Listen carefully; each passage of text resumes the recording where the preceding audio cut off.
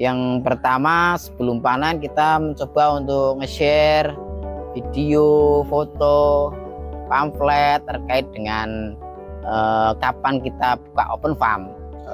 Pengalaman yang sudah jalan sih habis Mas, pasti selalu habis. Strateginya cuma itu aja sih, kita bagi ke media sosial untuk sebagai sosialisasi pengetahuan buat masyarakat umum. Oh, ini ternyata ada wisata petik nih, kayak gitu. Akhirnya mereka yang sudah pernah kesini kadang repeat order lagi, nggak ngelihat itu juga pasti ngabarin, Mas panen kapan kayak gitu.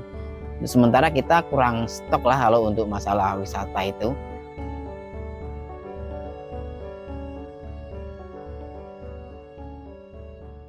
Assalamualaikum warahmatullahi wabarakatuh. Perkenalkan, nama saya Muhafadoh. Saya dari Desa Pucang Gading, Kecamatan Bandar, Kabupaten Batang. Di sini saya menjadi pelopor pertanian secara modern, yaitu pertanian melon dalam greenhouse, Mas.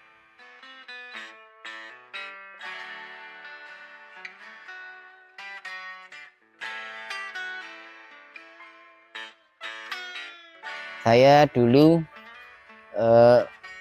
kuliah di Universitas Pekalongan, ambil program ekonomi, tapi di kemudian waktu saya mulai mencintai pada dunia pertanian. Akhirnya mencoba untuk expand, untuk mencoba dunia pertanian. Berawal dari rasa ingin tahu dan melihat kayaknya pertanian itu harus asik nih, nggak yang susah, panas atau belepotan kayak gitu, Mas. Awalnya seperti itu. Kemudian saya saya mau coba untuk belajar untuk di dunia pertanian. Di sini alhamdulillah greenhouse ini kepemilikannya punya BUMDes di desa ini. Kemudian di sini saya sebagai penanggung jawab dari greenhouse tanaman melon ini, Mas. GM Farm itu sebuah nama BUMDes kami. Karena ini di dunia pertanian, makanya kita kasih embel-embel farm. Aslinya BUMDes Gading Mulyo, Desa Pucang Gading. Kemudian dari BUMDes itu punya sektor usaha pertanian, kemudian kita kasih nama GM Farm. Untuk yang sektor pertanian ini, budidaya melon ini kurang lebih 1 tahun, sejak tahun 2024. Karena gini, Mas, saya melihat ada peluang yang luar biasa di buah melon, yang mana punya nilai value yang cukup tinggi dibandingkan tanaman-tanaman yang lain. Oleh sebab itu saya sama teman-teman di BUMDes berdiskusi untuk memilih varietas melon yang kita tekuni, yang kita laksanakan untuk sektor pertanian ini dengan cara sistem yang modern tentunya, karena kita mau menginginkan hasil yang maksimal. Di sini kita menggunakan greenhouse yang pasti ya. Ini sistem pertanian melon greenhouse dengan sistem vertigasi tetes, yang mana semua pupuk ataupun nutrisi kita lewatkan pada satu titik. Untuk luasan greenhouse ini luasnya 300 meter persegi dengan kapasitas tanam 800 tanaman. Targetnya itu wisata petik, maka kita mencoba di 3 varietas dalam satu periode. Yang pertama varietas, untuk kali ini periode ini kita tanam varietas Sweet Aprilia, kemudian Sweet Hami, dan yang kuning-kuning ini lavender. Yang pasti untuk varietas itu pasti ada perbedaan-perbedaan. Kalau masalah di konsumen ya, terutama ya di konsumen, ini suka yang mana itu tergantung orangnya, karakter. Jadi kita ingin target market kita nggak cuma anak-anak muda, karena sebagian besar yang jenis lavender sama jenis Sweet Hami itu varian yang favorit buat anak-anak muda, karena dagingnya itu crunchy, kemudian berwarna merah, manisnya ya tentu manis. Sedangkan yang Sweet Aprilia itu kita memang targetkan untuk ke kalangan yang agak tua-tua dikit gitu, yang dagingnya punya tekstur daging halus, lembut, kemudian yang pasti manis juga. Oh ya, kalau Mas tantangan kurang lebihnya hampir sama, tapi di satu varietas itu yang untuk yang Sweet Aprilia dia ternyata punya umur panennya itu jauh lebih pendek dibandingkan jenis Sweet Honey sama yang lavender. Sedangkan di petik greenhouse ini kan kita targetkan kalau bisa untuk panen serempak. Nah, itu yang menjadi tantangan, kita harus bisa menjadwal antara penanaman sama pemanenannya itu harus terjadwal, sehingga kalau bisa, karena kita wisata petik ya sekali panen kita harus buka programnya sekali, biar untuk meminimalisir penyakit-penyakit atau hama yang datang karena mungkin yang kebawa oleh wisatawan. Kalau untuk tahapan sih, kita berarti yang pertama itu semai, kemudian tanam, kemudian proses lilit, polinasi, sama pemilihan buah, dan kita pruning, dan yang paling ditunggu-tunggu panen. Mungkin itu untuk tahapan yang kita lakukan dalam budidaya melon greenhouse ini seperti itu. Yang lavender sama Sweet Honey di umur 75 HST. Kalau yang jenis Sweet Aprilia atau Sweet Net itu biasanya 65 hari. Cuma nanti untuk masa panen, terkadang kalau di MDPE yang lebih tinggi dia jauh lebih lama. Sedangkan di sini kan dia di MDPL rendah, artinya kita pasti sudah panennya lebih awal dibandingkan yang kalau yang di dataran tinggi, itu pasti itu. Kalau media tanam untuk yang ini kita pakai tanah sama campuran kompos, sekam, mungkin itu Mas untuk media tanamnya. Untuk media tanam kita jadwalkan 2 kali panen, nanti kita olah lagi. Kalau idealnya yang jelas melon itu di MDPL rendah lebih bagus.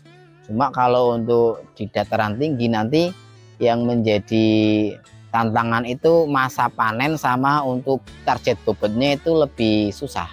Kalau bagusnya ya di MDPL rendah. Kalau nutrisi kita ada relasi, kita beli sama teman, sama supplier. Kemudian untuk perawatan kita tetap pakai tenaga kerja, kita dampingi. Kalau masalah buah itu satu pohon bisa 2 buah, tapi kita memang targetkan untuk kali ini kita mau target bobot yang lebih gede. Makanya kita periode ini kita buahkan 1 pohon 1 buah untuk memaksimalkan si bobot melonnya itu. Yang lavender kisaran 1,5 sampai 2 kilo target kita. Sweet Honey ya 1,3 1,8 sampai 2 kilo juga.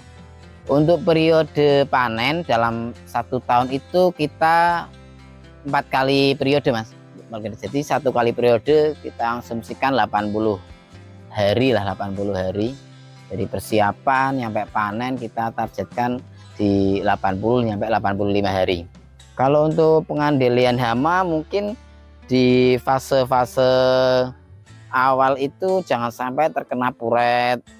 Kemudian pada saat polinasi harus benar-benar jadi, kemudian pemilihan buah, kemudian pada saat mau menjelang panen gini, ini kan mau menjelang panen Mas, jangan sampai terkena busuk batang. Misal pun terkena busuk batang ya harus segera ditangani. Tentunya yang serangan-serangan insek ataupun fungi, jamur itu pasti dibantu dengan obat-obatan Mas. Strategi pemasaran, karena kita mentarget buat wisata petik, kita yang pertama sebelum panen kita mencoba untuk nge-share video, foto, pamflet terkait dengan kapan kita buka open farm. Pengalaman yang sudah jalan sih habis Mas, pasti selalu habis. Strateginya cuma itu aja sih, kita bagi ke media sosial untuk sebagai sosialisasi pengetahuan buat masyarakat umum lah. Oh ini ternyata ada wisata petik nih, kayak gitu. Akhirnya mereka yang sudah pernah kesini kadang repeat order lagi, nggak ngelihat itu juga pasti ngabarin Mas panen kapan kayak gitu. Sementara kita kurang stok lah kalau untuk masalah wisata itu.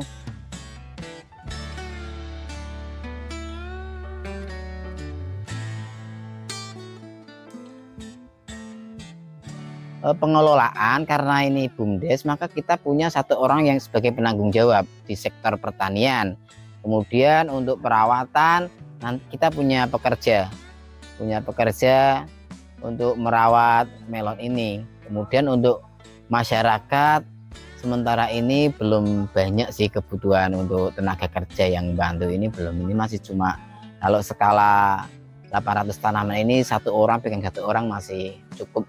Dengan adanya GM Farm ini, dampak ke masyarakat sekitar itu, masyarakat menilai bahwa pertanian itu untuk lebih mendapatkan hasil yang maksimal itu ternyata butuh sesuatu yang lebih, dalam artian modal, Mas. Karena kalau kita menanam seperti ini tentunya modalnya agak lebih dibandingkan pertanian yang konvensional seperti yang lain. Kemudian masyarakat juga menjadi PR, bagaimana biar pertanian itu menjadi modern lah, biar tidak terlalu memakan waktu, tenaga, dan lain-lain. Karena di Desa Pucanggading ini untuk generasi penerus pertanian itu sangat minim. Untuk minat para Gen Z sebutannya, Mas ya, Gen Z itu sudah mungkin hampir nggak ada. Makanya mudah-mudahan dengan adanya GM Farm ini menjadi inspirasi buat anak-anak muda untuk mau kembali ke dunia pertanian. Dunia pertanian juga tidak kalah untuk masalah buat pendapatan dibandingkan sektor lain tentunya gitu. Sektor pertanian kan nggak cuma di buah-buahan, sayur juga. Nanti kita rencana mau bikin greenhouse yang tanamannya sayur. Jadi kalau bisa kita komplit sih, komplit, ada buah, ada sayur, tapi kita nanti coba untuk meriset yang nilai value-nya yang paling tinggi itu. Kalau kebanggaan pastinya ada, sebab dari awal mungkin kita, karena ini milik BUMDes, milik organisasi, dari awal mungkin ada sedikit kayak penolakan, kemudian ada jas yang berhasil enggak nanti mau nanam melon kayak gitu. Kita karena kita sudah membuktikan yang dulunya dipandang oleh sebagian orang mungkin nanti gagal, ini alhamdulillah kita sudah bisa membuktikan bahwa dengan bertani dengan sistem seperti ini itu kita membuktikan sukses di produksinya, bahkan ke marketnya.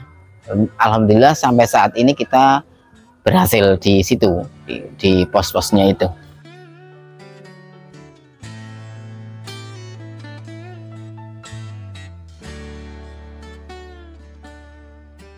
Kalau kunci sukses, tentunya yang pertama pasti karena kemauan, yang kedua kesabaran, yang ketiga keuletan. Jadi kalau kita tidak ada kemauan sama sekali, ya pasti nggak akan berhasil, Mas. Pasti nggak akan berhasil. Yang pertama kemauan, yang kedua kesabaran. Kalau kita nggak sabar, pengennya yang instan-instan, itu mungkin lebih tepatnya bukan di dunia pertanian, karena dunia pertanian itu penuh dengan proses. Dan keuletan. Tanpa keuletan kita nanem nggak dirawat nggak apa, pasti nggak akan berhasil. Oleh sebab itu kita harus ulet. Dan yang terakhir itu, Mas, pasrah, mungkin ya lebih tepatnya pasrah, karena ini semua kehendak Tuhan, pastinya nggak terluput dari itu. Kita pasrah doa.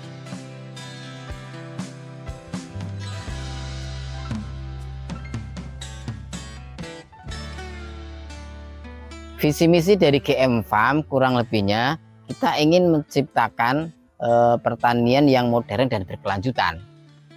Kemudian yang tentunya akan meningkatkan pendapatan petani. Mudah-mudahan dengan visi misi ini menjadi contoh buat para anak-anak muda Gen Z yang tadinya memandang remeh dengan pertanian, minat dengan pertanian, akhirnya mereka akan mulai mencoba untuk bertani.